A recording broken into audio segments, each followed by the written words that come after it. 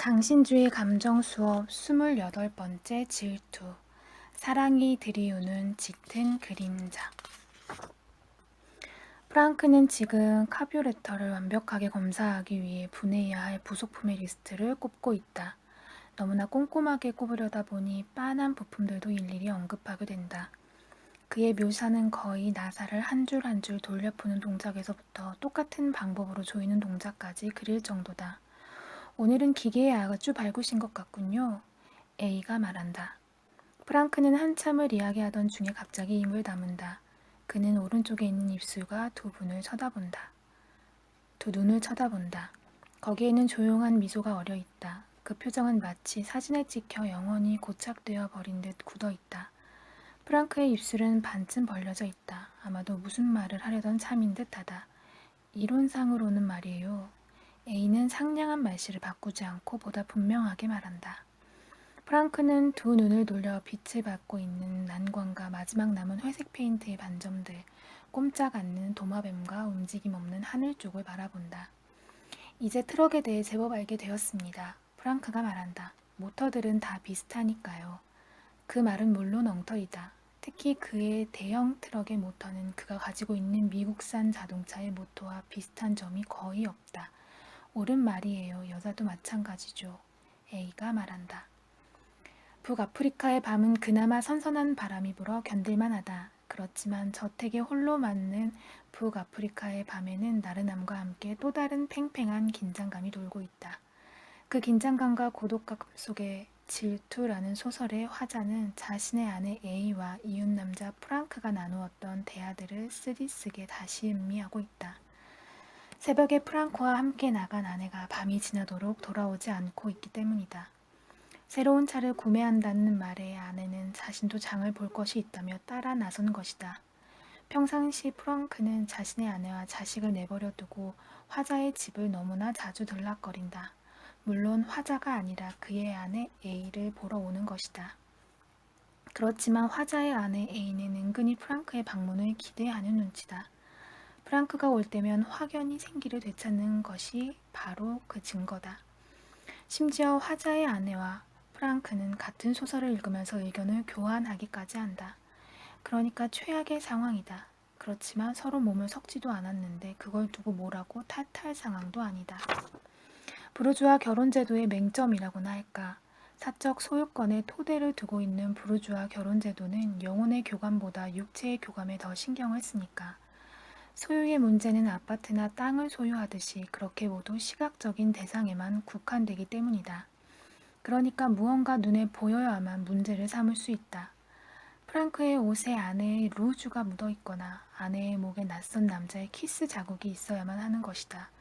반면 영혼의 교감은 전혀 시각적이지 않기에 문제 삼을 수 없는 것이다. 얼마나 남루한가 우리의 결혼제도라는 것이. 어쨌든 이렇게 나름 영혼의 교감을 즐기던 두 남녀가 이른 새벽에 함께 나간 뒤 하룻밤이 지나도록 돌아오지 않는 것이다. 화자의 질투를 어렵지 않게 짐작할 수 있는 대목이다. 1957년에 출간된 알랭 로브그리에의 소설 질투는 자신의 아내와 이웃집 남자 사이의 연애에 촉수를 세우고 있는 어느 남자의 질투심을 다루고 있다. 새로운 소설을 추구했던 누보로방 운동의 대표자답게 로브그리에는 자신의 소설의 3인칭 시점을 아예 배제하고 있다. 심지어 이야기를 이끌어가고 있는 화자는 존재하지만 소설에서 결코 나라는 말조차 나오지 않는다. 단지 우리에게는 화자의 시선과 그의 눈에 포착된 풍경만 주어질 뿐이다. 다시 말해 질투에는 질투로 고뇌하는 내면 풍경에 대한 묘사는 증발했고 단지 질투에 사로잡힌 시선에 포착된 외부 풍경에 대한 묘사만이 영화처럼 펼쳐지고 있다. 독자는 당연히 화자가 어떤 내면을 가진 주체인지 짐작할 수조차 없다. 그러니까 질투에 빠지지 않았을 때 화자는 어떻게 보고 생각할지 짐작할 수조차 없다는 것이다. 어쩌면 이것이 바로 누보로방 소설이 가진 힘 아니겠는가. 질투에 빠져 있을 때에나 연민에 빠져 있을 때에나 혹은 불안에 빠져 있을 때의 나는 사실 완전히 다른 나들일 수밖에 없기 때문이다. 나라는 말을 쓰는 습관 때문에 이 모든 다양한 나들이 하나로 통일된다고 착각하고 있는 것 아닌가. 편집증적인 자의식을 벗어나 소설을 써야 제대로 살아있는 삶과 감정을 포착할 수 있는 것도 이런 이유에서인지도 모른다. 더 이상 과잉된 자의식으로 검열된 소설을 쓰지 않겠다는 것. 누보 로망을 표현했던 소설가들의 소원은 바로 이런 것 아니었을까. 어쨌든 소설 속 화자의 질투 대상은 분명하다. 바로 이웃집 남자 프랑크다. 질투에 대한 스피노자의 알기를 통해 화자, 그의 아내, 그리고 프랑크 사이의 질투 관계를 더 깊이 들여다보자. 질투란 타인의 행복을 슬퍼하고 반대로 타인의 불행을 기뻐하도록 인간을 자극하는 한에서의 미움이다. 그러니까 프랑크의 행복은 물론 화자의 아내 A와 함께 있는 것이다. 반대로 그의 불행은 불가피한 일로 A와 떨어져 있는 것이다. 사실 프랑크에게도 아내가 그리고 A에게도 남편이 있으니 두 사람 사이의 행복은 지속적인 것일 수는 없다. 스피노자의 말대로 질투에 사로잡힌 사람은 타인의 행복을 슬퍼하고 반대로 타인의 불행을 기뻐하는 법이다. 그래서 화자는 프랑크와 A가 함께한 자리에 그렇게도 자주 동석하였던 것이다. 그것만으로도 프랑크에게 불행을 줄 수 있을 테니 말이다. 그래서일까? A는 시내에 다녀오기 위해 화자를 버리고 프랑크를 따라 함께 외출했다가 차가 고장났다는 이유로 하룻밤 외박을 감행한다. 정말로 부득이한 사정이었을까? 아니면 두 사람이 아무런 방해도 없이 어느 호텔에 찾아 정사를 즐긴 것일까? 날이 새도록 돌아오지 않는 두 사람을 기다리던 화자의 머릿속에서 외출하기 전 두 사람 대화가 떠오르는 건 참으로 자연스러운 귀결이다. 질투에 사로잡힌 화자는 그들의 외박이 부득이한 것인지 아니면 의도적인 것인지를 결정해야 한다는 무의식적인 압박을 받고 있었다.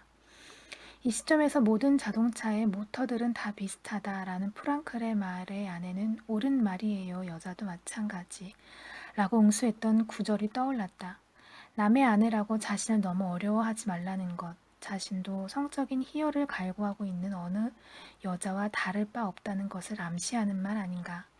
이것저것을 생각하느라 골몰했던 화자에게 하룻밤을 함께 보낸 두 사람은 마치 아무런 일도 없었다는 듯이 돌아온다.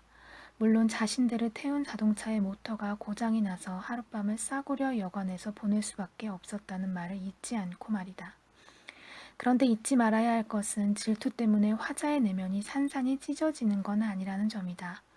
오히려 질투는 화자에게 이미 아내와의 결혼 생활에서 증발해버린 예기치 못했던 건강한 긴장을 가지고 온다. 그에게 질투는 지금까지 무관심했던 아내의 일거수일투족을 관찰하고 그녀의 내면을 읽는 긴장감을 가져다 주었으니까. 인간은 자신이 그다지 소중하게 여기지 않는 것이라고 하더라도 타인이 그것을 소유하려는 순간 그것을 다시 움켜쥐려고 하는 법이다. 스피노자도 말하지 않았던가. 어떤 사람이 어떤 것을 즐기고 있다고 생각하는 것만으로 우리는 그것을 사랑할 것이고 그것을 지키려고 할 것이라고. 그래서 프랑크에게 느낀 질투라는 감정은 A에 대한 화자의 관심과 애정을 다시 되살려준 결정적인 계기라고 할 수 있다. 그렇지만 이것만으로 화자에게 사랑이 완전히 복원될 수 있을까? 불행히도 그럴 수는 없다. 사랑의 감정은 질투라는 감정을 낳지만 반대로 질투라는 감정이 사랑의 감정을 낳지는 못하는 법. 질투는 단지 사랑의 찌꺼기에 해당하는 감정일 수밖에 없으니까. 그래서 프랑크는 일종의 손전등과 같은 역할을 했을지는 모른다. 더 이상 화자의 시선에 중심적으로 들어오지 않던 아내가 그의 눈과 마음에 들어온 것은 프랑크가 그녀를 보고 있었기 때문이다. 그러니까 언제든지 카메라 앵글과 같은 화자의 눈에 그녀가 다시 사라질 수도 있는 법이다.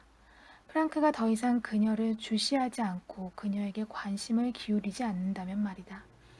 그 순간 다시 북아프리카의 하루하루는 모든 활기를 잊고 몸이 건조하게 돌아갈 것이다.